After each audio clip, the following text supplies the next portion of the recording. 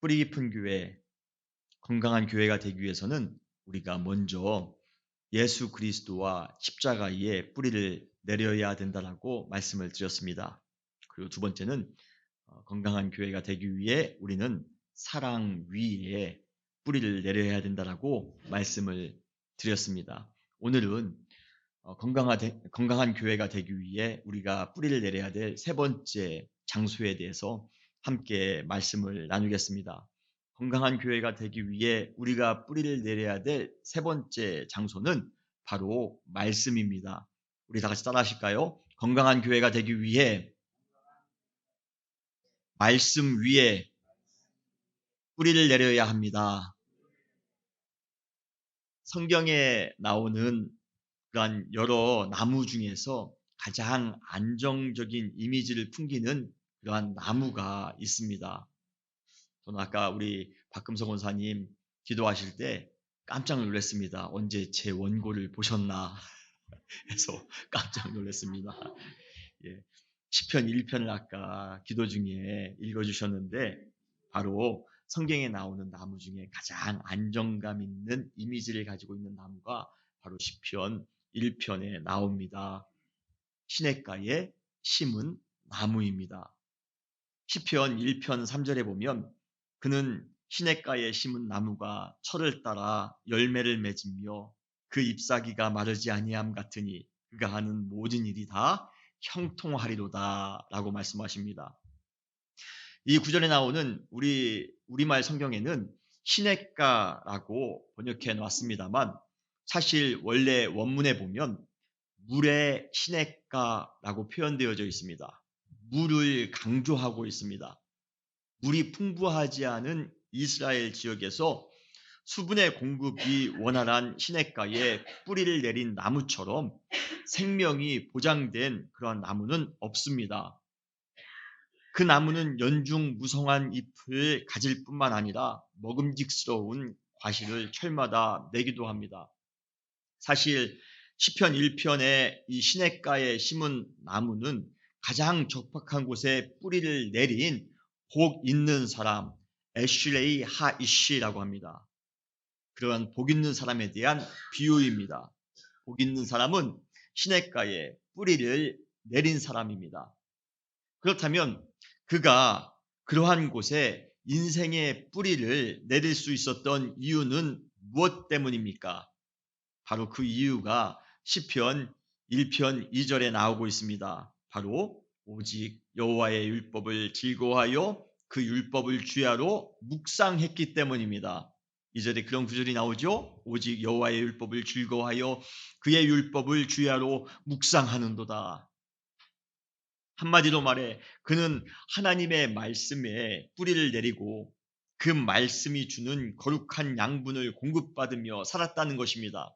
그래서 그는 그의 삶은 시냇가에 심은 나무처럼 항상 무성하고 열매를 많이 맺는 그러한 복 있는 자의 삶, 형통한 자의 삶을 살았다는 것입니다.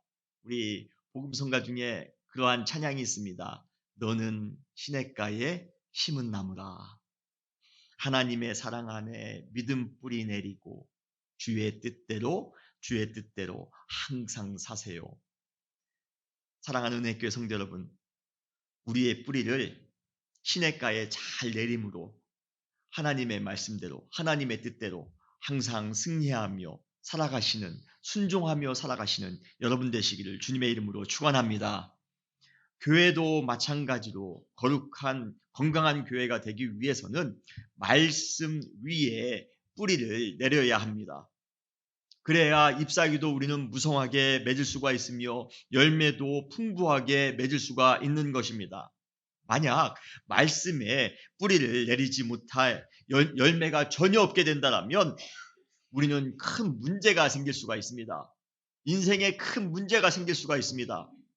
세례 요한은 그것을 이렇게 경고하고 있습니다. 누가복음 3장 9절에 보면 이미 복기가 나무 뿌리에 놓였으니 좋은 열매를 맺지 아니하는 나무마다 찍혀 불에 던져지리라. 우리 교회의 뿌리는 시냇가에 깊이 뿌리를 내리고 있습니까? 아니면 우리 교회의 뿌리 위에 도끼가 놓여 있지는 않습니까?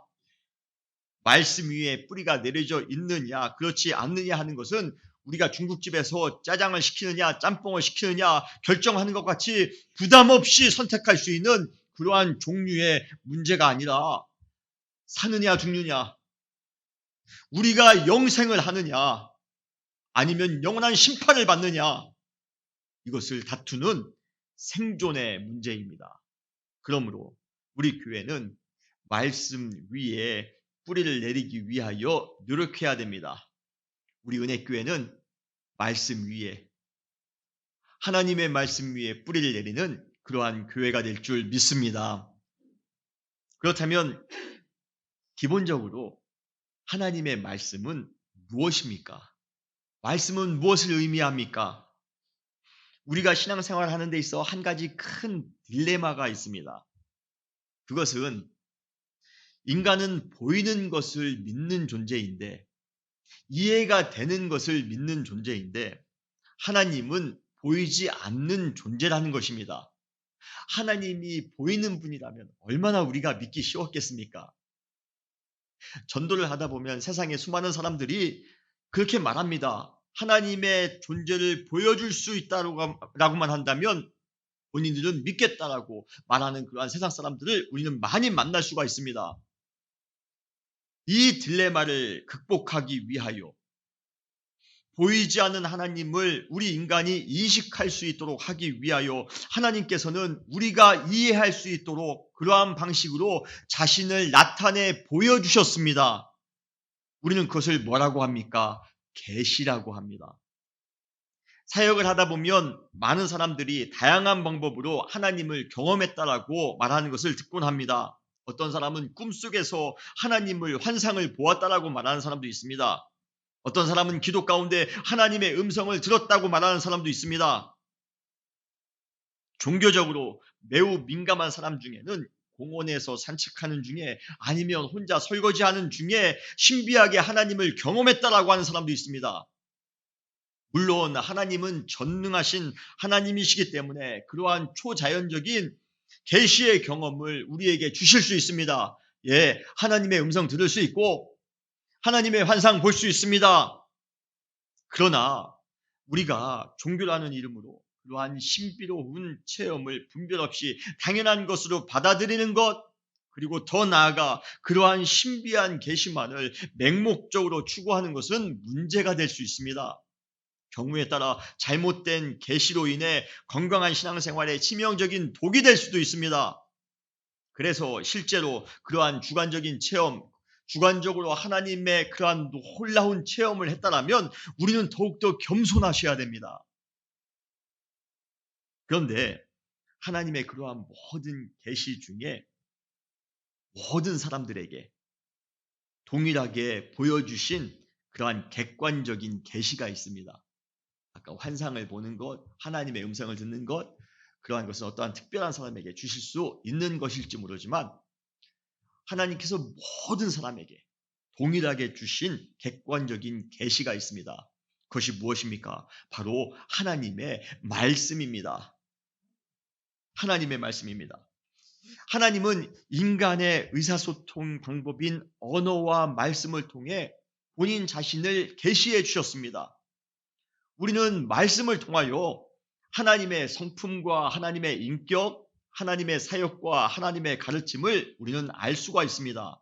더 나아가 우리를 향한 하나님의 뜻이 무엇인지, 하나님의 사명이 무엇인지 우리는 말씀을 통하여, 성경을 통하여 깨달을 수 있는 것입니다. 그러므로 우리는 말씀을 통하여 하나님을 정확하게 아셔야 됩니다.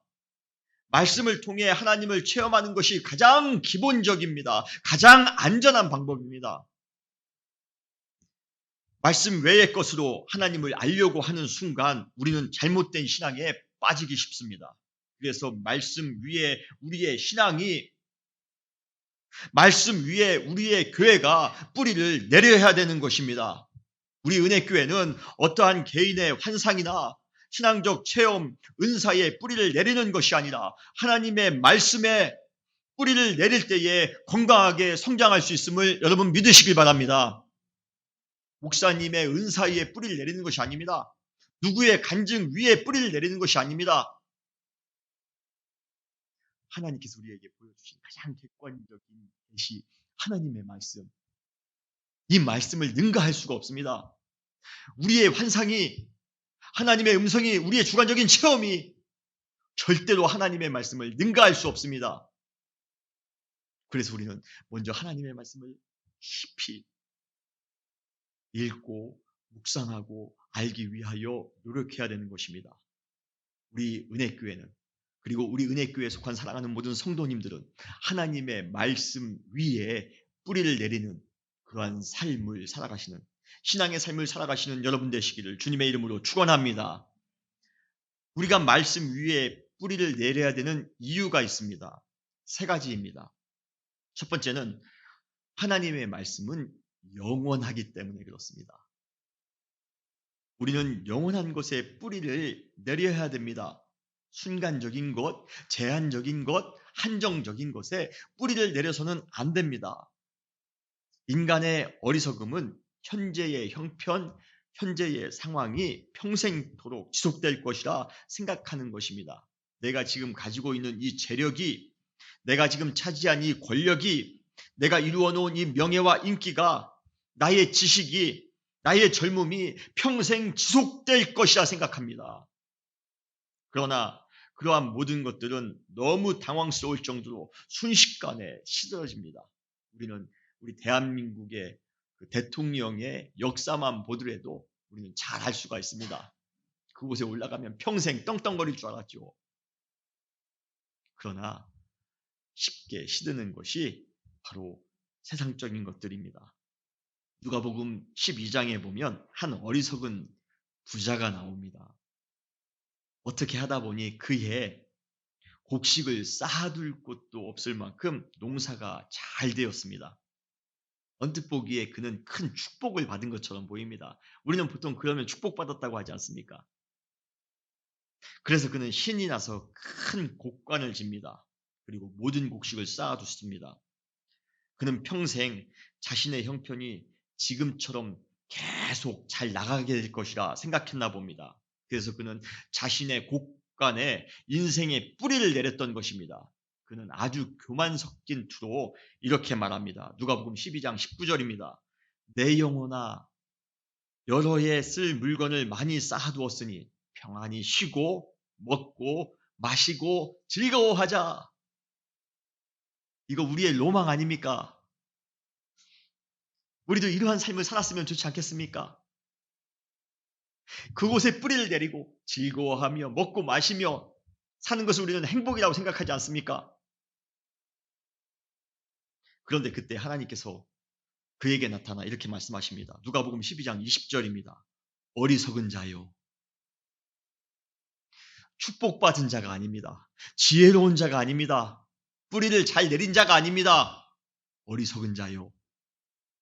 오늘 밤에 내 영혼을 도로 찾으리니 그러면 내 준비한 것이 누구의 것이 되겠느냐? 마음 가운데 큰 울림이 있는 하나님의 말씀입니다. 시들어버릴 것에, 결코 영원하지 않은 것에 뿌리를 준 사람의 비극적인 스토리가 아닐 수 없습니다. 여러분은 어느 곳에 뿌리를 내리고 있습니까? 영원한 곳에 뿌리를 내리고 계십니까? 아니면 제한적인 곳, 한정적인 곳에 뿌리를 내리고 계십니까? 이사야 시대에도 이스라엘 백성들 역시 세상적인 화려함에 도취되어 그것에 뿌리를 내리고 살았던 사람들이 많이 있었습니다. 그들은 하나님의 말씀을 행하며 사는 곳에는 전혀 무관심하면서 자기들의 목구멍에 들어가는 것에만, 자기들 가족만 챙기는 것에만 혈안이 되어 살아왔던 것입니다. 하나님은 그러한 이스라엘의 졸장부들을 향해 이렇게 외치라라고 주문하고 있습니다. 그 내용이 이사야서 40장 6절로 8절에 나옵니다. 모든 육체는 풀이요 그의 모든 아름다움은 들의 꽃과 같으니 풀은 마르고 꽃은 시들면 여호와의 기운이 그 위에 불미라. 이 백성은 실로 풀이로다. 풀은 마르고 꽃은 시드나 우리 하나님의 말씀은 영원히 서리라. 할렐루야. 이 세상에 어떠한 화려함도 영원할 수 없습니다. 언젠가는 시들게 될 것에 우리의 뿌리를 내린다면 그들과 함께 우리도 시들게 될 뿐입니다. 그러나 하나님은 우리에게 새로운 대안을 제시하셨습니다. 바로 하나님의 말씀입니다. 하루아침 사이에 시드는 꽃과 풀이 아니라 영원히 더욱 견고하게 서 있는 하나님의 말씀에 우리의 인생의 뿌리를 내리려 하는 것입니다. 영원한 하나님의 말씀에 뿌리를 내린다면 우리는 그 견고한 기초로 인해 흔들림 없는 삶을 살게 될 것입니다.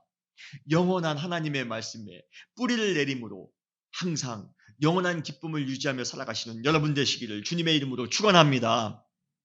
두 번째로 우리가 말씀에 뿌리를 내려야 되는 이유는 하나님의 말씀은 우리를 올바른 길로 인도하여 주기 때문입니다. 우리의 인생은 한 치 앞도 알 수 없는 암흑과 같을 때가 참 많이 있습니다.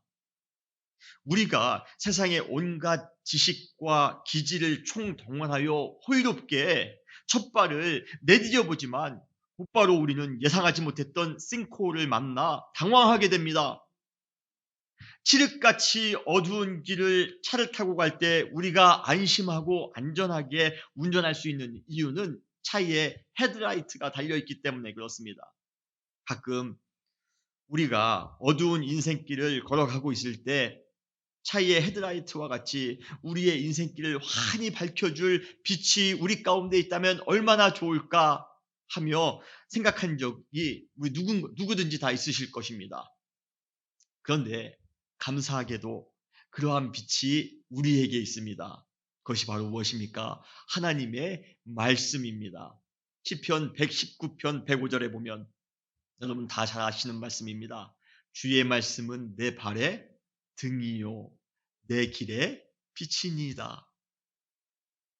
하나님의 말씀은 우리가 인생길을 안전하게 운전하고 가는 데 있어 가장 필요한 영적 헤드라이트입니다. 만약 우리가 인생을 살아가면서 원치 않는 문제가 계속해서 발생하고 있다면 그것은 우리가 이 말씀의 이 헤드라이트를 무시했기 때문입니다. 우리가 꺼놨기 때문에 그렇습니다. 말씀을 읽지 않고 말씀대로 살지 않았기 때문입니다. 말씀 안에 우리가 바르게 살아가야 될 길이 나와 있습니다. 우리 인생의 진정한 멘토며 인도자는 하나님의 말씀입니다. 우리가 그 말씀대로 인도를 받으며 살아갈 때 우리는 어떠한 순간에도 구원에 이르게 될 것입니다. 바울은 이 과정을 이렇게 정리하고 있습니다. 오늘 본문에 디모데후서 3장 15절에 보면 성경은 능히 너로 하여금 그리스도 예수 안에 있는 믿음으로 말미암아 구원에 이르는 지혜가 있게 하느니라. 할렐루야.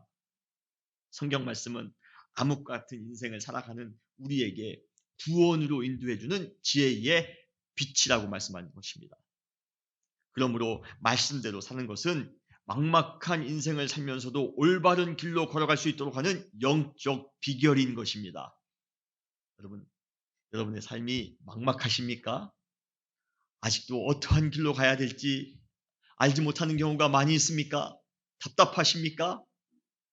세상의 것을 통하여 그 길을 찾으려 하지 마시고 말씀을 읽으시기 바랍니다. 말씀 안에 진리가 있습니다.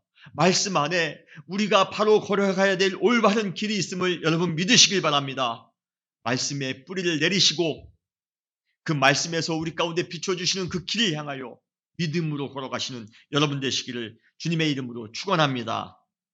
세 번째로 우리가 말씀 위에 뿌리를 내려야 되는 이유는 하나님의 말씀은 우리를 온전하게 하기 때문입니다.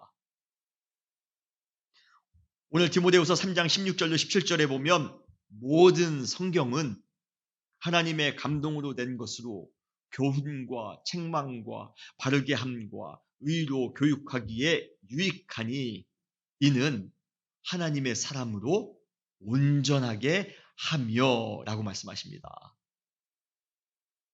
우리가 온전하게 될 수 있는 방법, 하나님의 말씀으로 가능한 줄 믿으시길 바랍니다. 여기에서 온전하게 하며 라는 의미는 모든 선한 일을 행하기 위해 또는 하나님의 특별한 사명을 감당하기 위해 철저하게 준비되어졌다라는 그러한 뜻을 가지고 있습니다. 요즘 한국 청년들 사이에서는 스펙 갖추기에 아주 열풍이 불고 있습니다. 스펙을 많이 갖추어야지만이 자신이 원하는 그러한 직장에 취직할 가능성이 높다라고 생각하기 때문입니다. 그래서 영어 회화 공부도 합니다. 그래서 자격증도 여러 자격증을 땁니다. 훈련도 열심히 받습니다. 그런데 하나님은 세상의 스펙이 아니라 하나님의 말씀으로 준비된 자를 사용하십니다. 주님의 일을 감당하기 위해 필요한 유일한 스펙은 바로 하나님의 말씀입니다. 우리가 하나님의 말씀을 읽을 때에 하나님의 말씀대로 실천하며 살아갈 때에 하나님의 말씀에 뿌리를 내릴 때에 그때 비로소 우리는 온전해질 수 있기 때문입니다. 퍼펙하게 될 수 있기 때문입니다. 우리가 하나님의 사람으로 주님의 선한 일을 위해 선발되기를 원할진대 우리는 먼저 말씀의 사람이 되시기를 바랍니다. 말씀을 통해서만이 우리는 신앙의 인격자로 온전해질 수가 있는 것입니다. 여러분, 우리 은혜교회 사랑하는 성도님들은 온전했으면 좋겠습니다. 모든 것을 다 갖추어진, 구비되어진 그러한 성도님들이었으면 좋겠습니다. 언제 가능합니까? 말씀에 뿌리를 내릴 때 가능한 줄 믿으시길 바랍니다. 교회도 말씀으로만 온전해질 수 있습니다. 프로그램이 아무리 좋다고요? 건물이 아무리 잘 지어졌다고요? 구호가 좋다고요? 사람이 많이 있다고요? 아닙니다. 교회가 온전해질 수 있는 유일한 방법은 말씀의 뿌리를 내릴 때 온전해질 수 있습니다. 세상의 지식이나 방법으로는 절대로 교회가 준비될 수가 없습니다. 말씀을 통해서만이 교회가 부흥을 위해 준비될 수가 있는 것입니다. 교회가 사명을 감당하기 위해서도 말씀으로 준비되어져야 됩니다. 저는 우리 은혜교회가 말씀 위에 뿌리를 내렸으면 좋겠습니다. 여러분 한 분 한 분이 말씀에 뿌리를 내리심으로 우리 은혜교회가 말씀에 깊이 뿌리를 내림으로 하나님의 큰 일을 잘 감당할 수 있는 그러한 교회가 되기를 주님의 이름으로 축원합니다. 하나님의 말씀은 영원합니다. 하나님의 말씀은 올바른 길로 우리를 인도합니다. 하나님의 말씀은 우리를 온전케 해주십니다. 그러기에 우리는 그곳에 뿌리를 내리셔야 됩니다. 그렇다면 말씀 위에 뿌리를 내리기 위해 우리는 무엇을 해야 합니까? 우리가 해야 될 일은 무엇입니까? 첫 번째로 말씀과 친숙해져야 됩니다. 말씀과 항상 가까이 지내야 됩니다. 다시 말해 항상 말씀을 읽고 묵상하는 것을 생활화해야 됩니다. 신명기 6장 4절로 9절 이 구절을 우리는 쉐마라고 부릅니다. 쉐마는 이스라엘 신앙 교육의 가장 기본이 되는 구절입니다. 그래서 이스라엘 우리 학생들은 제일 처음 교육을 시작할 때 이 쉐마를 먼저 배우고 시작합니다. 그런데 이 쉐마에 보면 이러한 구절이 있습니다.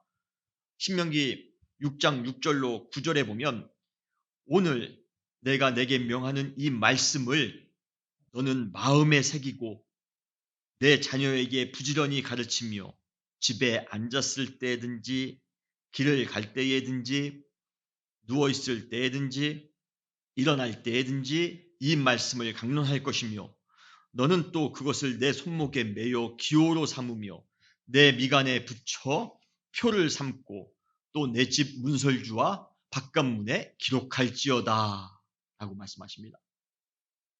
매 순간순간마다 하나님의 말씀을 함께 나누라는 것입니다. 그리고 우리 눈에 보이는 모든 곳에 하나님의 말씀을 붙여놓고 그 말씀대로 살라는 것입니다. 이스라엘 백성들은 그들 자신과 그들의 자녀들이 하나님의 말씀을 어디에서든지 접할 수 있도록 그리고 어느 순간에서든지 접할 수 있도록 근거리에 둠으로써 자녀들이 말씀과 친숙해질 수 있도록 했다는 것입니다.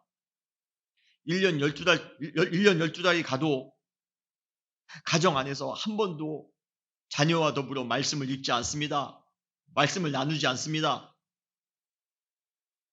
가정의 자녀들에게 한 번도 하나님의 말씀 가운데 교육하지 않습니다. 본인도 역시 바쁘다라는 핑계로 하나님의 말씀을 전혀 읽지도 않고 묵상도 하지 않습니다. 성경책에 먼지만 가득 쌓여 있습니다.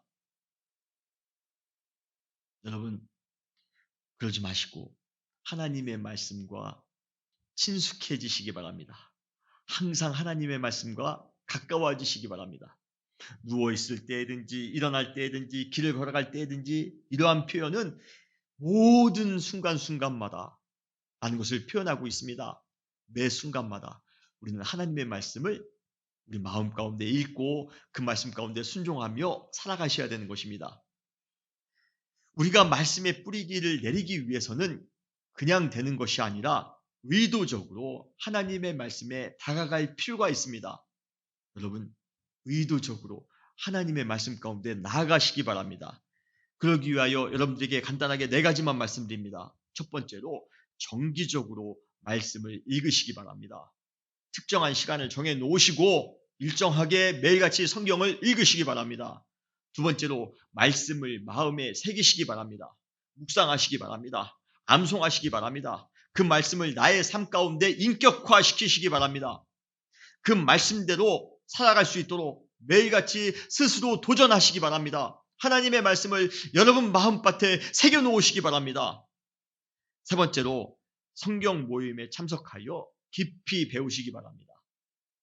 혼자 말씀을 읽고 깨달을 수 있다고 생각하는 것은 교만입니다. 나는 성경 공부 안 나가도 충분히 말씀을 깨달을 수 있어. 여러분, 교만입니다. 리더의 가르침과 참석자들과의 나눔을 통해 성경의 의미를, 진정한 의미를 우리가 온전히 깨달을 수가 있는 것입니다. 그래서 여러분 성경 공부합시다 할 때 오시기 바랍니다. 함께 큐티합시다 할 때 여러분 자원하시기 바랍니다. 네 번째로 자녀들이 성경을 읽을 수 있도록 매일같이 교육하셔야 됩니다. 자녀와 자녀들이 성경을 읽을 수 있도록 여러분 게임기 주지 마시고 그리고 영화만 보여주지 마시고 드라마만 보여주지 마시고 그들과 더불어 같이 말씀을 읽으시기 바랍니다.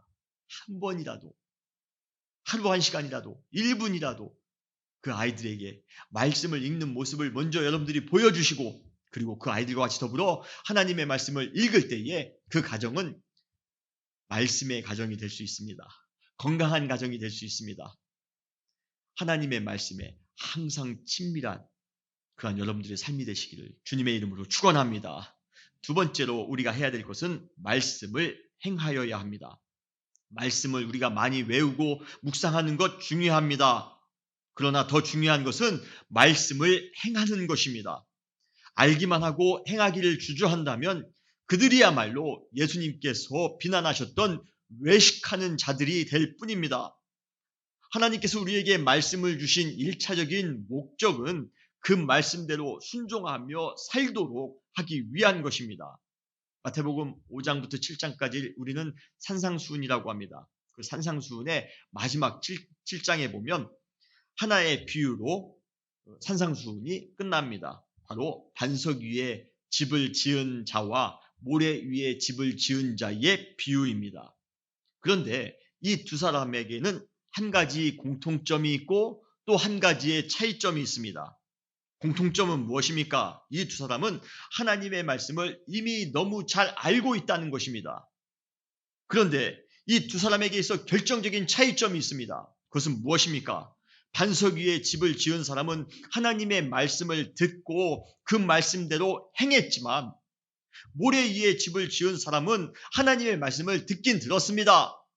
그럼에도 그 말씀을 전혀 행하며 살지 않았다라는 것입니다.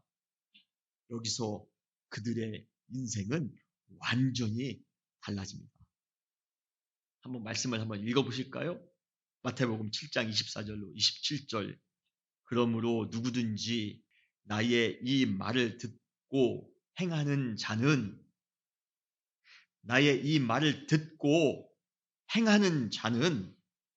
그 집을 반석 위에 지은 지혜로운 사람 같으리니 비가 내리고 창수가 나고 바람이 불어 그 집에 부딪히되 무너지지 아니하나니 이는 주추를 반석 위에 놓은 까닭이요. 두 번째로 나의 이 말을 듣고 행하지 아니하는 자는 듣기는 들었습니다만 행하지 아니하는 사람입니다.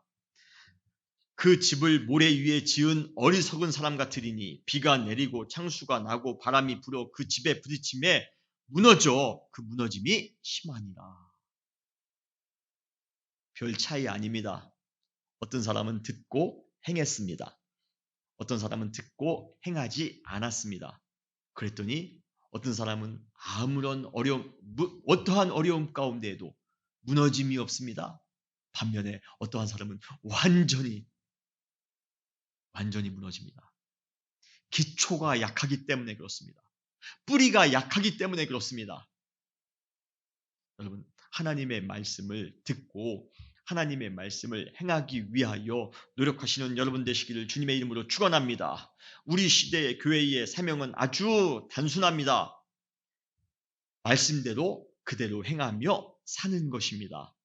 말씀을 아는 것만으로는 능력을 발휘할 수가 없습니다. 말씀의 위력은 우리가 그 말씀대로 살 때 비로소 드러나게 될 것입니다. 우리 은혜교회가 말씀 위에 뿌리를 내리기를 원하신다면 말씀대로 살겠다라는 그러한 결단과 오늘 당장 말씀을 실천해야 되겠다라는 그러한 실천력을 가지며 살아가시기를 바랍니다. 그때 우리 은혜교회는 건강한 교회가 될 줄 믿습니다. 세 번째로 우리는 말씀을 전파해야 됩니다. 이 디모데후서는 사도 바울의 마지막 서신서입니다. 감옥에서 죽음을 직감한 이후에 쓴 서신서입니다. 보통 우리는 마지막이라고 하면 괜히 마음이 숙연해집니다. 수십 년간 복음을 전하기 위해 모든 것을 헌신하며 살아온 바울이 자신의 마지막 순간이 다가옴을 예감하면서 신앙의 아들이요 평생의 동역자였던 디모데에게 마지막 당부의 말 뭡니까? 유언입니다.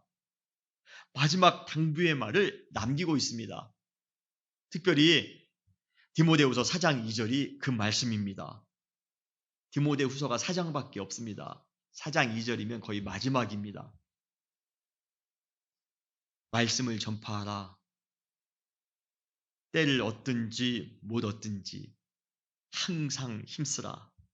범사의 오래 참음과 가르침으로 경책하며 경계하며 권하라.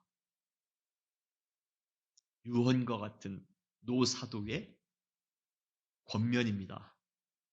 말씀을 읽고 묵상하고 그 말씀을 행하며 살아왔다면 이제는 때를 얻든지 못 얻든지 오늘 나에게 주어진 이 시간 동안 최선을 다해 말씀을 전파하며 살아가라는 그러한 권면인 것입니다. 신앙의 가장 아름다운 묘미는 확산입니다. 말씀의 영향력이 나에게서만 끝나는 것이 아니라 우리 주변에까지 퍼져나가야 됩니다. 우리 자녀들에게, 우리의 자녀의 자녀들에게, 우리의 이웃들에게, 우리 이 시대 가운데, 우리 민족 가운데, 우리 지역 가운데 하나님의 복음이 확산되어져야 됩니다. 말씀으로부터 주어진 뜨거운 영적 생동감을 나만 느낄 것이 아니라 모든 사람과 공유할 수 있도록 우리는 전파해야 됩니다. 경우에 따라서는 하나님의 말씀을 통해 이웃을 경책해야 됩니다. 수정해야 됩니다. 그들이 잘못한 것이 있으면 말씀을 통하여 수정해 주어야 됩니다. 우리의 가족을 경계하기도 해야 됩니다. 잘못함이 있으면 꾸짖어야 됩니다. 그리고 사랑하는 친구를 권해야 됩니다. 격려해야 됩니다. 사실 이렇게 말씀을 전하며 살아가는 것이 결코 쉬운 것만은 아닙니다. 왜요? 사람이 쉽게 변하지 않기 때문에 그렇습니다.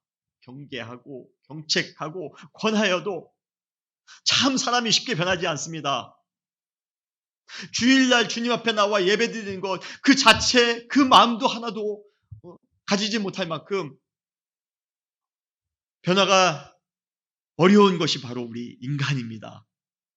그리고 사람은 복음을 쉽게 받아들이지 못합니다. 우리가 나아가 복음을 얼마나 증거했습니까? 그런데도 복음을 아직 받아들이지 못하는 사람들이 우리 주변에 얼마나 많이 있습니까? 그래서 말씀을 전하는 것이 참 쉽지 않습니다. 그래서 우리에게 필요한 것이 무엇입니까? 오래 참음입니다. 오래 참음과 가르침으로 하나님의 말씀을 전해야 되는 것입니다.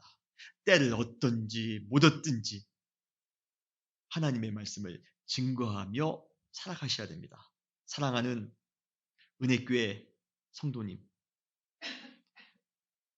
우리가 하나님의 말씀을 가까이 접하고 그 말씀을 먼저 스스로 실천하고 그리고 함께 그 하나님의 말씀의 은혜 가운데 나아갈 수 있도록 그 말씀을 모든 사람들에게 증거하며 전파하며 살아가시는 여러분 되시기를 주님의 이름으로 축원합니다. 그때 비로소 우리 은혜교회는 말씀 위에 뿌리를 내리는 교회가 될 수 있는 것입니다. 우리가 지난 3주 동안 우리 은혜교회는 뿌리를 잘 내려야 됩니다. 예수 그리스도와 십자가 위에 뿌리를 내려야 됩니다. 사랑 위에 뿌리를 내려야 됩니다. 하나님의 말씀 위에 뿌리를 내려야 됩니다. 그냥 말씀으로 설교로 끝나는 것이 아니라 이제 정말 그런 뿌리를 내리는 교회가 되기 위하여 믿음으로 헌신하시는 여러분 되시기를 주님의 이름으로 축원합니다. 같이 기도하시겠습니다.